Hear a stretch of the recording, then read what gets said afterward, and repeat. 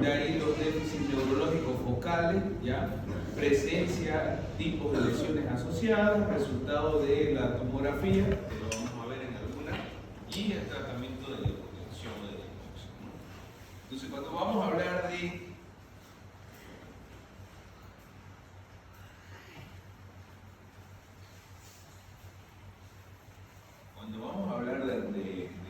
trauma craneoencefálico, vamos a hablar un poquito de la anatomía, ¿no? La anatomía va a tener todo lo que es anatomía craneal, el cuero cabelludo, el cráneo, la meninge, ¿ya? El cerebro, el sistema ventricular y los compartimentos intracraneales, ¿no? Cuando vemos toda esta estructura, es importante, hemos visto las lesiones tipo SCAL, por ejemplo, nos puede producir, nos puede llevar a un shock hipovolémico, porque es muy irrigado, ¿ya? Puede producir grandes hemorragias, y si no hacemos un buen tratamiento de parar ese sangrado, pues nuestro paciente se nos va a complicar, ¿no? La anatomía entonces del cuero cabelludo: piel, tejido conjuntivo, galia aponeurótica y periósteo del cráneo. Entonces, en inglés, skin, connective tissue, aponeurosis, loose tissue y el pericráneo. O sea, si ustedes ven acá, lo que se dice, y no sé si en algún momento en cirugía o en neuro, creo que también pasan ustedes, habla de las lesiones tipo SCAL. Significa las lesiones tipo SCAL que están tomando todas los tejidos o las capas de la parte del cuero cabelludo, ¿ya? Entonces, muchas veces que se habla, tiene una lesión SCAL, ya saben por qué, ¿ya? Bueno, sabemos que hay todo eso, la gala aponeurótica, la galia, y las lesiones. Normalmente las lesiones en el cuero cabelludo no son lesiones lineales, sino son lesiones más estrelladas, como las que vemos acá, de bordes irregulares. ¿Por qué? Porque se producen por traumas contusos cortantes, ¿no? Entonces, normalmente son este tipo de lesiones que vamos a ver. Bueno, ya yéndonos un poquito más al cráneo, pues ya ustedes ya lo saben, eso no lo voy a obviar, todo lo que conocen, todo lo que está con respecto a eso. Las membranas también que van a revestir el cerebro, ya la dura madre, que es la más externa y que esta está pegada a la calota del cráneo, ya, que es un tejido fibroso denso que se va a adherir a la cara interna del cráneo y va a producir entonces un espacio que es el espacio epidural. O sea, estos espacios son virtuales, no son reales, ¿ya? Entre la dura madre y el interior del cráneo está el espacio epidural. Normalmente, cuando existen los hematomas o hay lesiones importantes, hay unas arterias meningias medias, las partes laterales del cráneo, ¿ya? Son las partes más débiles y es la parte donde más se puede fracturar. Entonces, en ese lado se pueden lesionar estas arterias, las meningias medias, que se encuentran en los huesos temporales. Y si se lesionan estas arterias, me va a producir un hematoma epidural. O sea, hematomas que se van a alojar en ese espacio. Hematoma epidural, en el espacio epidural. Entonces, cuando vemos hematomas epidurales, sabemos que son de origen arterial. El hematoma epidural, que vamos a verlo ahorita, es una lesión que ocupa espacio. Vamos a entender qué es eso, esas lesiones que ocupan espacio, ¿ya?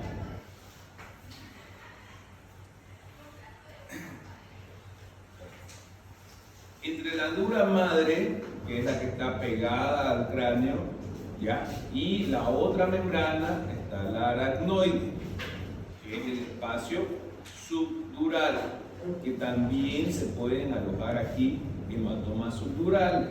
Este espacio es atravesado por alguna vena, ¿ya? Que me va a producir una comunicación. Entonces, cuando tenemos hematomas subdurales, el origen de estos hematomas son de origen venoso. O sea, el epidural de origen arterial, el subdural de origen venoso, ¿ya?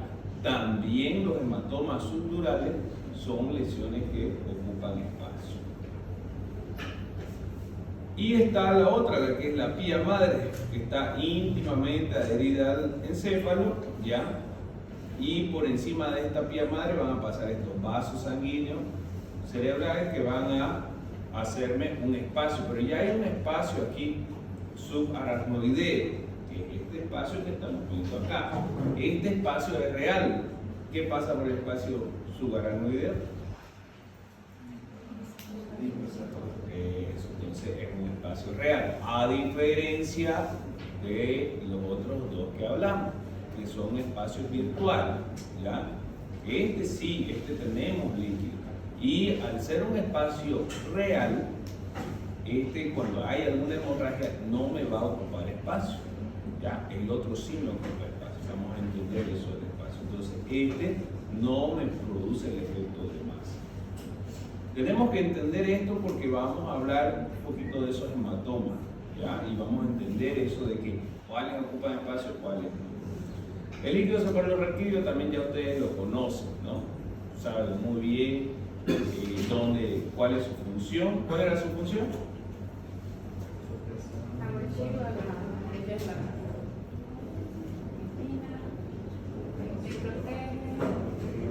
¿Qué más? Nutre también.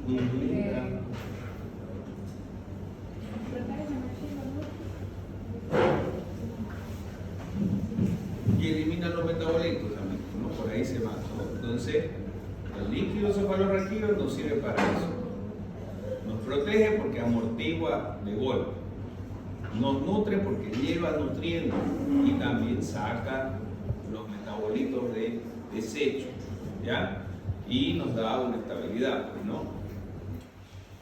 Y bueno, tiene sus contenidos, que eso ya ustedes saben, ¿no? Y sabemos dónde está en el espacio subaracnoideo, se forman los ventrículos, está en los ventrículos y en el canal medular, ¿ya? El 70% producido por el plexo coroideo y el 30% por el sistema ventricular. Lo normal, que eso obviamente ya ustedes lo saben, esto no es para preguntar, es entre 100 a 150 ml en adultos, en niños, lactantes en niños 70 a 90 y en neonatos de 10 a 60. Se producen más o menos 500 ml al día y esto se renueva cada 6 o 7 horas. Ya eso lo saben. Ahora hablamos del encéfalo. El encéfalo va a ocupar el 80% del volumen intracraneal, ¿ya? Y se va a dividir en 3 regiones. ¿Qué quiere decir eso? Dentro de nuestra cabeza, nuestro encéfalo, que es el cerebro, el cerebelo y el tronco del encéfalo, ocupan el 80%. ¿Y el otro 20% qué es? Sangre y líquido cefalorraquídeo. Entonces, es importante que lo entendamos. 80% es encéfalo, 10% es sangre, 10% líquido cefalorraquídeo. Así está compuesto. Sabemos que la parte intracraneal es esto.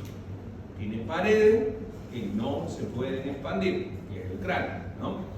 Entonces tenemos el cerebro, dentro de lo que es el encéfalo, cerebelo y el tronco del encéfalo. Ustedes ya saben para qué sirve cada una de ellas. ¿Se acuerdan dónde estaban que en las prácticas le pregunté, el paciente respira, dónde están los centros respiratorios? Entonces van a estar acá, en esta zona así. Los 12 pares, que ya eso se los han de memoria. Y vamos un poquito a la fisiología, ¿ya? Los conceptos fisiológicos relacionados con el PET, la presión intracraneal, la doctrina de Monro-Kelly y el flujo sanguíneo cerebral. Entonces, la presión intracraneal, un aumento de la presión intracraneal va a reducir lo que es la perfusión cerebral y va a aumentar el isquemia, ¿ya? La presión intracraneal normal es de 10 milímetros de mercurio. Presiones arriba de 20 ya está asociado a un mal pronóstico. Vamos a hablar de la doctrina de Monro-Kelly ahora, ¿ya? Tenemos un paciente que ha tenido algún tipo de trauma, estamos viendo que dijimos, vamos a ver si tengo un lápiz aquí. Entonces dijimos que el volumen sanguíneo era de,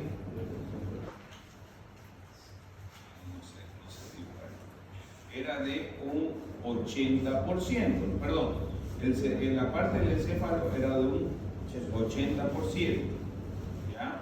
Estamos aquí en la parte intracraneal, la parte del encéfalo que incluye el cerebro, cerebelo y tronco, 80%. Líquido cefalorraquídeo, 10%. Volumen sanguíneo, 10%. Entonces, las pupilas, todo en este paciente va a ser un paciente en estado normal, ¿no? Cuando hay un paciente que tiene un trauma y se produce un efecto de masa, ejemplo, me golpeé y me lesioné esa arteria. ¿Cuál era la arteria que se lesionaba en la epidural? Meningia media, ¿no ves? Que es la más común que se lesiona cuando hay trauma en la parte temporal. Entonces, ya comienza a sangrar, ya se comienza a formar un hematoma y ese hematoma está ocupando un espacio, ¿ya? Entonces, acá tenemos que el encéfalo, dijimos, es un 80%, el volumen sanguíneo habíamos dicho 10% y el líquido cefalorraquídeo otro 10%. Pero ya tenemos un espacio más, que es una masa. Entonces, ¿qué creen que va a pasar? ¿Cómo se compensa esto? ¿Cómo se está compensando? El cuerpo comienza o a sacar líquido cefalorraquídeo o a sacar volumen sanguíneo, ¿ves? Porque no puede sacar la parte del encéfalo, ¿no? Entonces, el estado descompensado, la presión va a estar dentro de lo normal, ¿ya? Pero la doctrina nos habla de eso, de la compensación que existe. O sea, el cuerpo saca líquido cefalorraquídeo o saca volumen sanguíneo, ¿ya? Esto lo puede compensar todavía vamos a estar dentro de lo normal. Pero va a llegar un momento en que la masa va a continuar creciendo, ¿no? Si está sangrando, va a seguir sangrando, va a seguir sangrando, va a seguir sangrando. Por eso es que cuando cuando ya este mecanismo compensatorio ya no puede superar más, porque tampoco puede sacar todo el líquido cefalorraquídeo, toda la sangre, ahí es donde se me aumenta la presión intracraneal, ahí es donde se dice el paciente se está enclavando, que lo vamos a ver más allá, y ahí es donde vamos a ver las asimetrías en las pupilas, ya vamos a ver la presión aumentada, la frecuencia cardíaca disminuida, presión arterial aumentada. Entonces, este mecanismo compensatorio es para este tipo de lesiones que son ya ocupantes de espacio. Lesiones ocupantes de espacio, hematoma epidural, hematoma subdural y obviamente estamos hablando de pacientes politrauma. Un tumor ocuparía espacio o no? Entonces sí, pero esos son otro tipo de lesiones, no estamos tomando en cuenta eso, estamos hablando de pacientes politrauma, ¿ya? Para que ustedes lo vayan viendo. Si ocupa espacio, ¿qué es lo que se hace? Si tienen un hematoma, ¿qué es lo que hacen los neuros? ¿Han pasado neuro ustedes, no? ¿Qué hacen? ¿Cómo se llama eso? Le hacen la craniotomía para liberar o para disminuir la presión. Obviamente tienen que buscar la lesión donde está sangrando, parar el sangrado también, ¿no? Entonces, eso es lo que se tiene que hacer. Otra cosa de la fisiología que tenemos que hablar, el flujo sanguíneo cerebral, ¿ya? El flujo sanguíneo cerebral se va a mantener garantizando que, hemos dicho, la presión arterial tiene que estar adecuada, por encima de 100 milímetros de mercurio, ya está demostrado. Y existen mecanismos reguladores de la parte de la resistencia vascular a nivel cerebral, que es la autorregulación. Esta autorregulación garantiza el flujo de sangre de manera constante. ¿Qué significa eso? Nosotros estamos echados en la cama, ¿ya? Y nuestro cerebro está llegando sangre de manera constante. Pero en un rato de eso yo me levanto, la presión va a ser diferente, ¿ya? y mi mecanismo compensatorio de autorregulación tiene que regular rápidamente para que me llegue buena oxigenación. Si no funcionara ese mecanismo, cada rato estaríamos con pérdida de conciencia por esos cambios de presión, ¿ya? Entonces este mecanismo de autorregulación es fundamental y hay estudios que demuestran que este mecanismo de autorregulación se altera cuando tenemos pacientes con TEC, con trauma cráneoencefálico, ¿ya? La presión de perfusión cerebral es otro tema que tienen que ver o tienen que ir leyendo, ¿ya? Es la magnitud de presión necesaria para que llegue una circulación cerebral adecuada y mantener este flujo sanguíneo, ¿ya? La presión de perfusión cerebral va a ser la presión arterial media menos la parte de la presión intracraneal, que ya la sabemos en qué significa, ¿no? Normalmente la presión arterial media va a oscilar entre los 85 y 90 y la presión intracraneal le hemos dicho hasta 10 o por debajo de 15, ¿ya? Normal presión de perfusión cerebral es de 70 a 80 milímetros. Lo que hablamos de la autorregulación, que es el factor más importante para el flujo sanguíneo cerebral, ¿ya? El flujo sanguíneo cerebral va a ser la perfusión cerebral dividido la resistencia vascular cerebral, que eso no lo vamos a tomar porque son pura. Este proceso entonces me va a ayudar a compensar los cambios en esta presión y al momento de que tenemos alteración de esta autorregulación, por eso es que les comentaba. ¿Por qué tomamos mucho en cuenta eso? Porque cuando lean ustedes van a ver que nos dice que se altera esta autorregulación. Entonces, al tener alterada la autorregulación y nosotros no mantener una adecuada presión con mi paciente, ya estamos ayudando a que se produzcan lesiones cerebrales secundarias. Entonces, por eso es que les estoy mostrando esto, para que ustedes sepan que la presión tiene que tratar de mantenerla por encima de los 100. ¿Ya?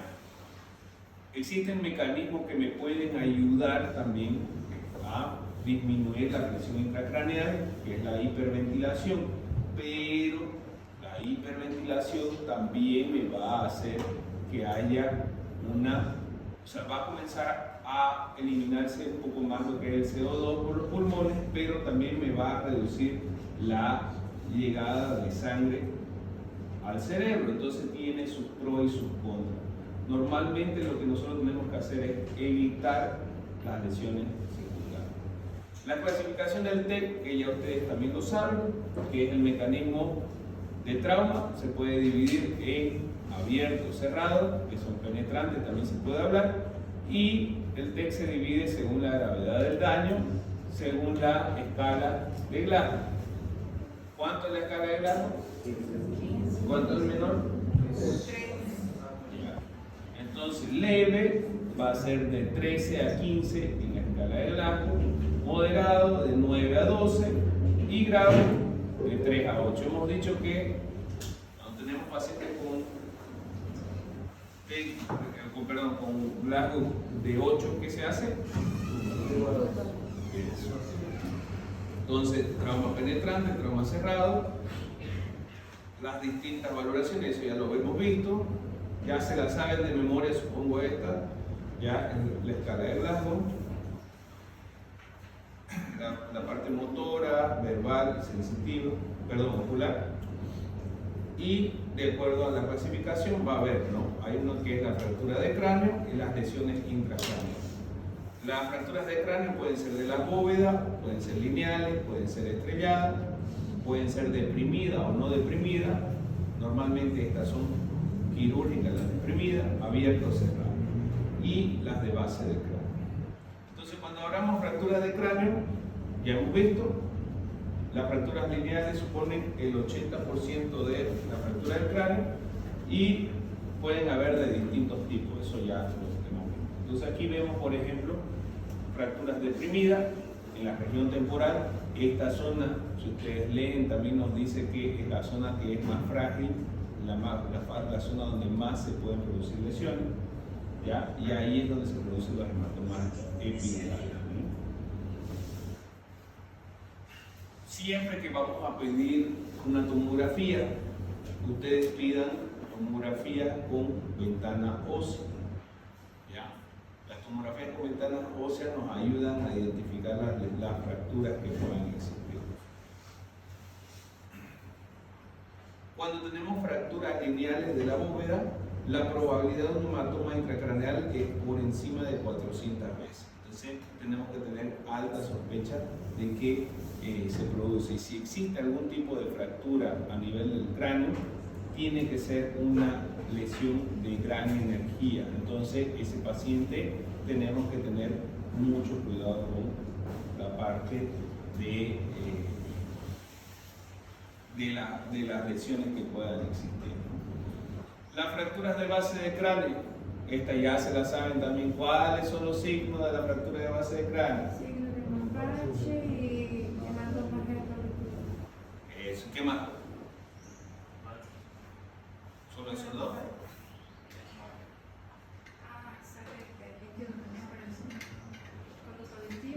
¿Cómo se llama eso?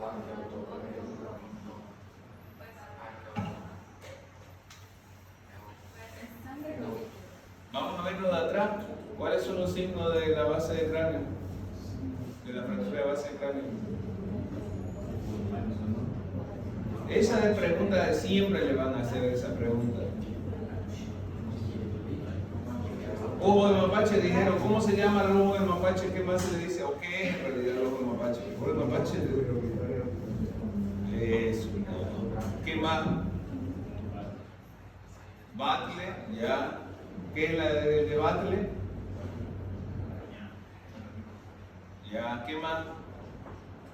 Pero si les pregunto por ahí, díganme 4 signos.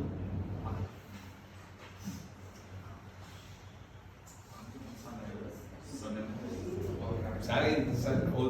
Otorraquia, ya.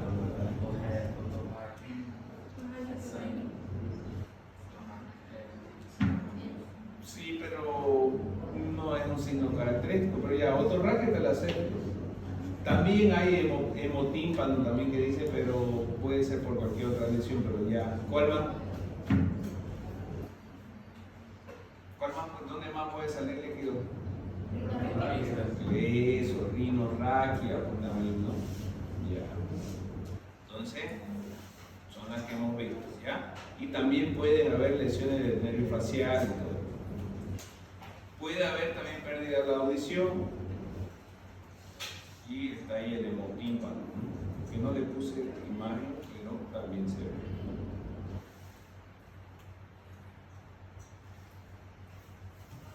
Bueno, entonces, en resumen, el paciente en una lesión, en uno de estos traumas, puede tener lesiones inmediatamente en el trauma, ya, por la misma lesión, o puede también tener lesiones a la larga, ya, por las lesiones cerebrales secundarias.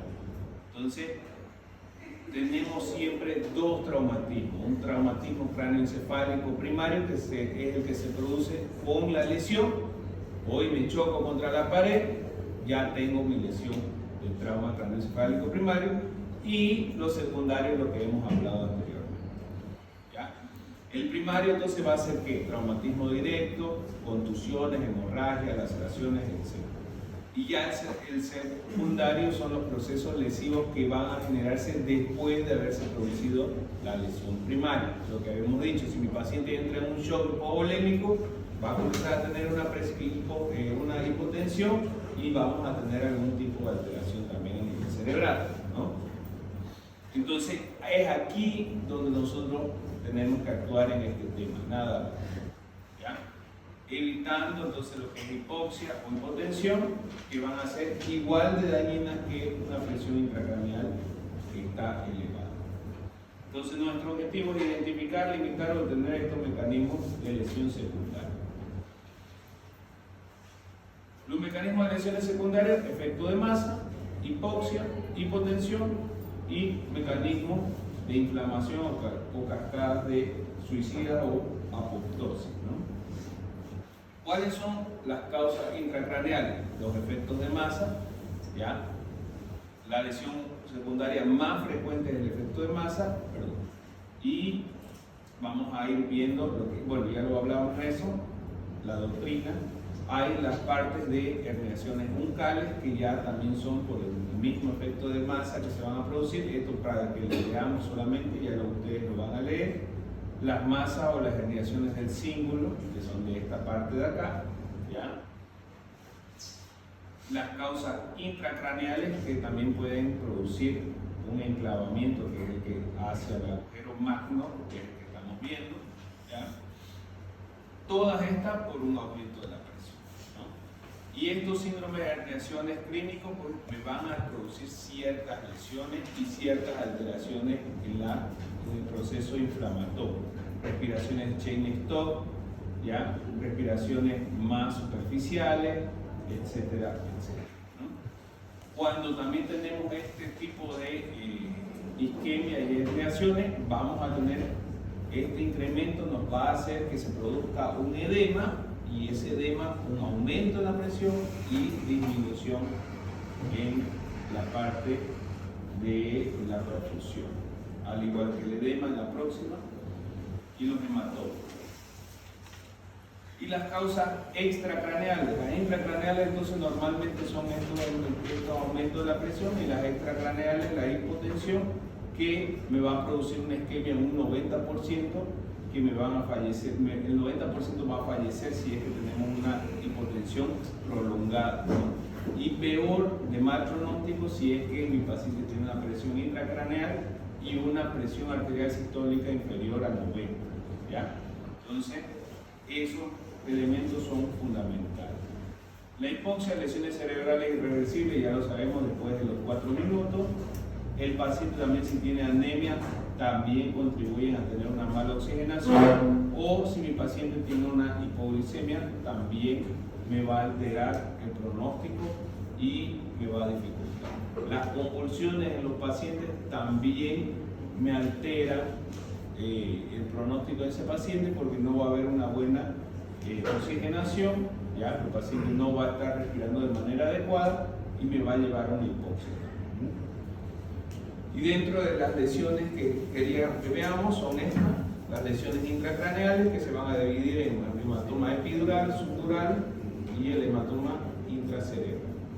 El hematoma epidural, que va a corresponder al 2% de los traumas craneoencefálicos, ¿ya? Va a ser por golpe de baja velocidad sobre lo que es el hueso temporal, ¿ya? Ahí es donde se van a producir las lesiones arteriales, que ya dijimos, normalmente la lesión de la arteria meningia media, y eso me va a producir una hemorragia entre lo que es el cráneo y la dura madre, donde se va a producir ese espacio que era virtual, que era el epidural, ¿cierto? Entonces se va a formar vamos a ver una forma de cristalino. ¿Qué quiere decir eso? Vamos a hacerlo como doble convexidad. Ahorita lo vamos a ver en la tomografía, ¿ya? Esto, al ser una lesión arterial, quiere decir que se va a formar rápidamente. ¿Por qué? Porque las arterias tienen presión, entonces va a formar el hematoma rápidamente. Entonces, a estos pacientes hay que tratar de meterlo lo más rápido posible, ¿ya? Porque si no, la mortalidad es un 20% normalmente, pero si lo evacuamos con rapidez, esto va a disminuir a un 2%. Vamos a ver aquí. Entonces, tiene forma biconvexa. ¿Por qué lo vamos a ver así? Hemos dicho que es un espacio que se ve siempre pegado a la calota, ¿no? Porque está la membrana y está la calota. Entonces, ¿por qué lo vamos a ver biconvexo? La forma del cráneo es convexa, y esta otra forma que va a tener es biconvexa por la presión que va a ejercer la hemorragia arterial. Entonces, normalmente lo vamos a ver así en una tomografía, ¿ya? Siempre adyacente a la calota y nunca va a cruzar la sutura, ¿ya? La imagen va a ser hipertensa, y tener cuidado con lo que alguna vez, por eso como le dije, no todos son iguales, pero puede formar alguno como en semiluna y nos puede hacer pensar en un hematoma subdural, ¿ya? Ahora, vamos a ver pues las alteraciones, vamos a ver si tenemos otro, vamos a ver alteraciones ya en la línea media. A ver dónde está el lápiz. Entonces ya estamos viendo aquí que la línea media está siendo desplazada. Medio malo mi línea, pero ya. Entonces, este hematoma biconvexo. Ahí. Y ahí. Lo que hablamos. ¿Cuál era la característica? Que está pegado a la calota, que es biconvexo, que no pasa la sutura, ¿ya? Y obviamente si es grande nos va a ir comprimiendo y va a ir desplazando la línea media, que es la que estamos viendo ahí, ¿ya? Entonces, tratamiento y parar el sangrado. Ahí vemos otro, craniostomía, biconvexo, ya alteración en la línea, ya, compresión de los... Los ventrículos igual parece que está afectado. Claro, lo vemos acá que no está igual que este de acá, pero es porque se va colapsando por la misma presión. Entonces se va colapsando, me va empujando todo al otro lado y también obviamente me va a ir comprimiendo todas las estructuras. El otro hematoma ocupante de espacio, el hematoma subdural, aproximadamente el 30% de las lesiones cerebrales son más frecuentes que los subdurales, perdón, que los epidurales, ¿ya? Y obviamente que son diferentes, ¿no? Dijimos que estos eran más de origen venoso, los otros son de origen arterial, ¿ya? La hemorragia entonces venosa por las venas puente, sangre se acumula entre lo que es la dura madre y el aracnoide, y vamos a tener dos tipos de hematomas subdurales. Hay veces que se pueden producir hematomas subdurales agudos y hay algunos que ya son más crónicos. Los crónicos lo vamos a ver en pacientes mayores, en pacientes ancianos que ya tienen una atrofia cerebral, ¿no? Entonces van a presentar el efecto de masa, deterioro agudo del estado mental y van a necesitar una monitorización. Pacientes ancianos, el espacio subdural va a estar aumentado por la atrofia cerebral, que era lo que les decía anteriormente, que no va a producir un efecto de masa inmediato, sino que el paciente tuvo una caída, por ejemplo, de propia altura, se golpeó, pérdida de conciencia, normal, reaccionó, y a la semana, a los 5 o 7 días, el paciente comienza con cefalea intensa, comienza a tener alteraciones visuales, algún cambio, y se saca una tomografía y se ve que tiene un hematoma subdural. No se vio al comienzo porque como tiene una atrofia cerebral el paciente anciano, el encéfalo ya no es un 80% lo que ocupa de la parte intracraneal. Entonces ya tiene más espacio para formarse y como es algo que no siente ninguna sintomatología, entonces el paciente pasa desapercibido, ¿no? Entonces, ¿qué es lo que vamos a ver en la tomografía? Vamos a ver imagen hiperdensa, pero en una semiluna. Vean que no está tan pegado a la calota como la que veíamos en el otro, ¿ya? Está adyacente, pero no como el otro. Va a haber un edema perilesional que aquí no lo veo, pero muchas veces se ve un edema, ¿ya? Cóncavo hacia el hemisferio y puede cruzar las suturas craneales. Entonces vemos ahí, ya, convexo aquí y cóncavo acá. La otra era biconvexa, o sea, así. Este no, este es así, ¿ya? Y vemos ahí, por ejemplo. Y el crónico, ya vamos a ver una imagen hipodensa, ¿no? Porque ya la parte del sangrado ya no es igual, ¿ya?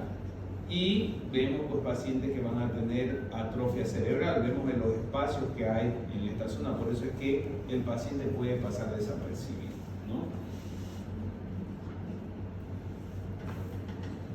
Cuando existen ya las contusiones cerebrales, también tenemos que estar atentos a estos pacientes, ¿no? Hemos dicho, todo paciente que tenga un trauma craneoencefálico normalmente lo vamos a tener que internar para hacer una revisión o para que el paciente esté en observación, dependiendo obviamente del trauma craneoencefálico y dependiendo de cómo esté, ¿no?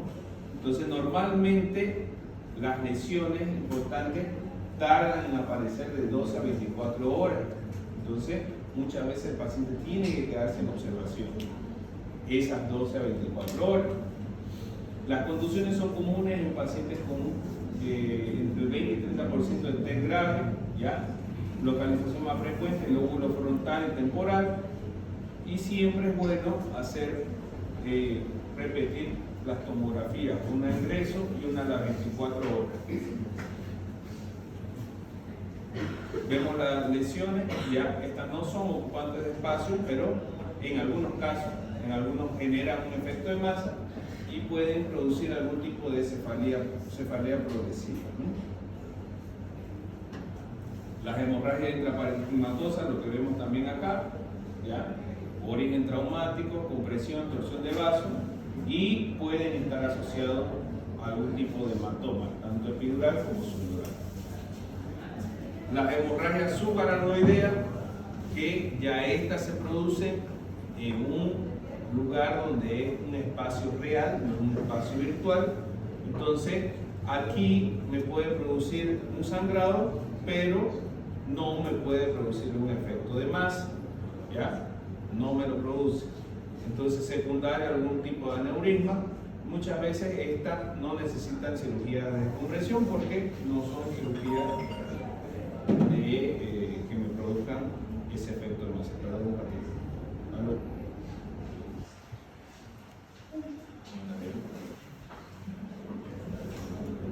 Sí, gracias.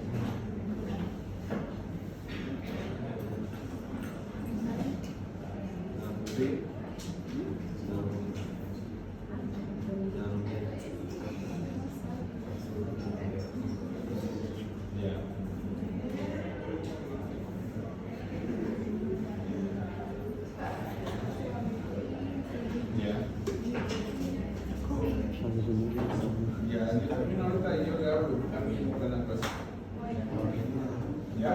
Pásame el nombre por WhatsApp, pásame el nombre.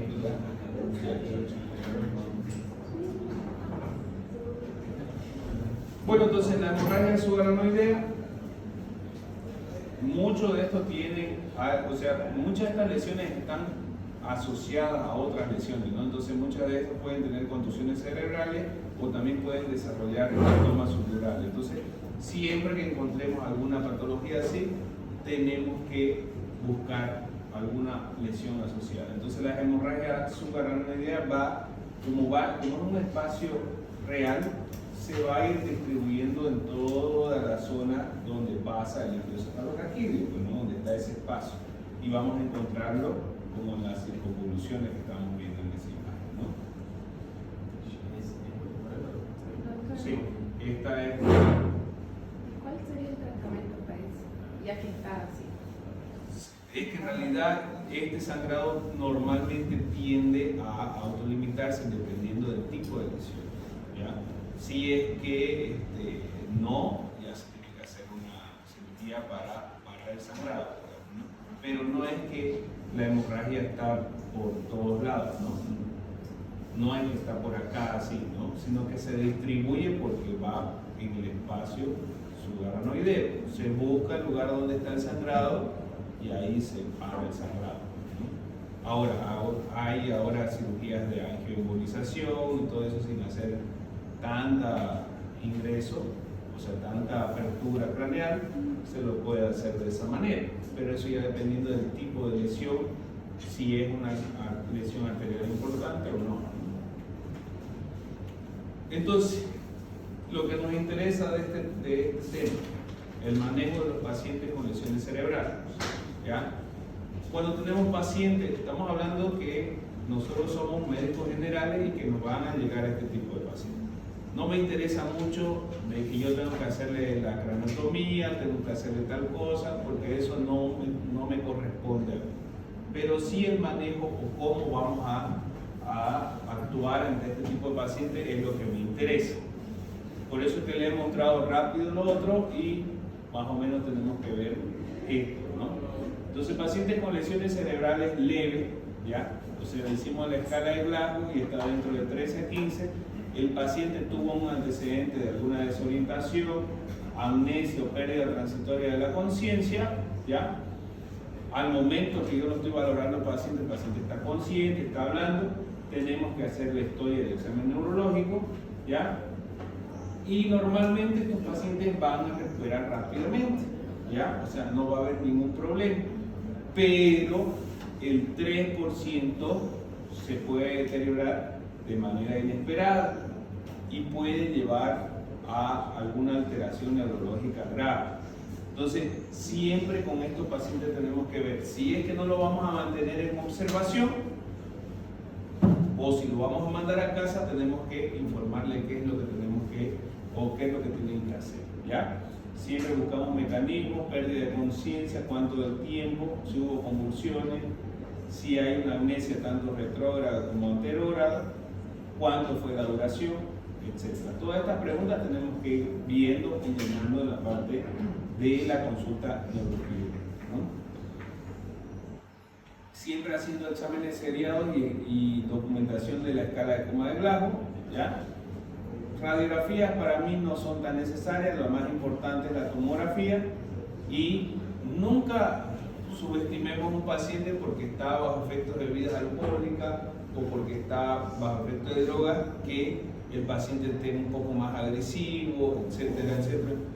Yo he tenido casos en los que cuando yo era residente había una que estaba muy agresiva y decía, no, es que está borracha. Y al final de cuentas era porque tenía una hipoxia cerebral y por el mismo TEC que tenía y al final se complicó, ¿no? Entonces nunca supongamos de que el paciente está borracho, que por eso está agresivo, siempre sospechemos en algo más, ¿ya? Siempre hacer la tomografía en todos los pacientes que tengan algún tipo de sospecha de lesión cerebral, sospecha clínica de la fractura expuesta de cráneo, cualquier signo de base de cráneo, fractura de base de cráneo, o si el paciente tuvo más de 2 episodios de vómito, y en todos los pacientes mayores de 65 años. O sea, todo le tendríamos que hacer la tomografía. Hay una tabla, esa ya ustedes la van a ver, para ver el tema del alto riesgo para la intervención neuroquirúrgica y el riesgo moderado para lesión cerebral. Entonces, los pacientes con lesiones cerebrales leves van a requerir algún tipo de intervención quirúrgica, puede ser, pero solamente va a ser un 1% a 2%, ya dependiendo de que si ellos están con un Glasgow de 13, normalmente un paciente que está con un Glasgow de 15, ya prácticamente el riesgo o la posibilidad de tener una intervención neuroquirúrgica de un 0,5, la obtención de lo que es la tomografía no me va a retrasar el traslado a el especialista, ¿ya? Y normalmente ya el especialista es el que va a decidir qué es lo que tiene que hacer dependiendo de la clínica.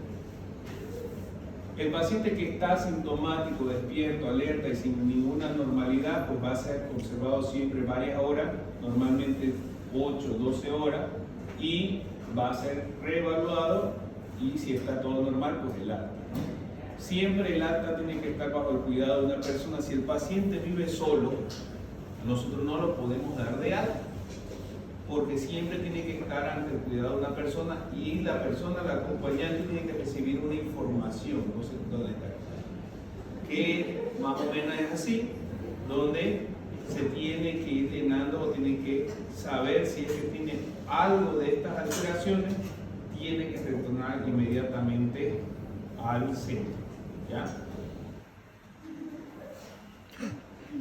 A ver eso, ya lo mismo. Las lesiones cerebrales moderadas ya son escala de Glasgow de 9 a 12, constituyen un 15% de los pacientes con TEC tratados en la emergencia. Son los pacientes capaces de seguir algún tipo de orden sencilla, habitualmente van a estar confusos y somnolientos, y tenemos que estar atentos porque estos pacientes se nos pueden complicar, ¿no? Entonces el 10 a 20% se me va a deteriorar y pueden caer en coma. Entonces tenemos que tener bien en cuenta la estabilidad cardiopulmonar. Hemos dicho la parte de la presión y la parte de la oxigenación tiene que ser fundamental, y en todos estos pacientes tenemos que tener una tomografía, ¿ya? Todos los pacientes con un TEC moderado deben ser evaluados tanto por la parte neurológica o neurocirugía, y todos tienen que estar internados en una unidad de cuidado mínimo o por lo menos intermedio, ¿ya? Porque tiene que haber una vigilancia estrecha porque están ahí de ser intubados y de ser monitorizados de manera frecuente, ¿ya? Las valoraciones neurológicas dentro de las primeras 12 a 24 horas, y se tiene que repetir 24 horas si el paciente sin ninguna alteración, o si existe algún tipo de deterioro, igual se tiene que repetir. El deterioro puede ser rápido, puede haber una hipoventilación súbita. Los narcóticos analgésicos hay que ser utilizados con cautela, porque eso también va a hacer que se deprima más ahí el paciente, y buscamos o evitamos lo que es la hipercapnia. Tenemos que tener un monitoreo permanente del estado respiratorio. Ahí también tienen otro cuadro, el manejo de los mismos, ¿ya? Y los pacientes ya con lesiones cerebrales graves, que son de 3 a 8 Glasgow, el 10% de estos pacientes son atendidos en la emergencia. Estos no pueden seguir orden, ya hemos dicho que son pacientes que directamente se hace una intubación para dar una mejor o asegurar la vía aérea, ¿ya? Y no tenemos que retrasar el traslado para obtener la tomografía. ¿Qué hacemos con estos pacientes? Entonces evitamos lo que es la hipoxia, ¿ya? Porque cuando el paciente entra en una hipoxia, la mortalidad aumenta un 75%, entonces hacemos una intubación temprana, una estabilización, dándole oxígeno, manteniendo la inmovilización y dando una presión arterial de más de 100 milímetros. Y obviamente que este paciente sí o sí va a ser visto por el neurocirujano. Entonces todo lo que se hace, ¿ya? Y lo que tenemos que mantener. Normalmente tenemos que tratar de mantener la saturación también por encima del 98%, ¿no? Eso ya lo hablamos. La circulación, lo mismo, evitar la hipotensión. La parte neurológica tiene que estar controlada y tiene que estar bien revisada la escala de Glasgow, respuestas pupilares, buscar algún tipo de déficit, ¿ya? Y nada más, ¿no? Existen algunos reflejos que esto ya normalmente lo hace en el examen neurológico el neurocirujano, que son los reflejos oculares, los ojos de muñeca, que son los que estamos viendo acá. Eso ya ustedes lo van a ir viendo de a poco. Las estimulaciones nociceptivas, que muchas veces ya no se las utilizan, ya nos hablan de que no se tienen que utilizar, pero todavía tratamos de ver el tema de la respuesta hacia el dolor, dónde podemos hacer, ¿ya? Las revisiones secundarias, reevaluaciones seriadas, ya hemos hablado, la tomografía, realizar y repetir cada 24 horas, buscar lo que son edemas o hematomas, y ya lo hablamos, y las lesiones cerebrales graves, podemos encontrar signos de herniación, ¿ya? ¿Cuáles son los signos de herniación que podemos ver? Va a haber una triada de Cushing, una hipertensión intracraneal, nos va a dar una hipertensión, una bradicardia y algunas alteraciones en la respiración. Entonces la triada de Cushing de la hipertensión intracraneal, no sé,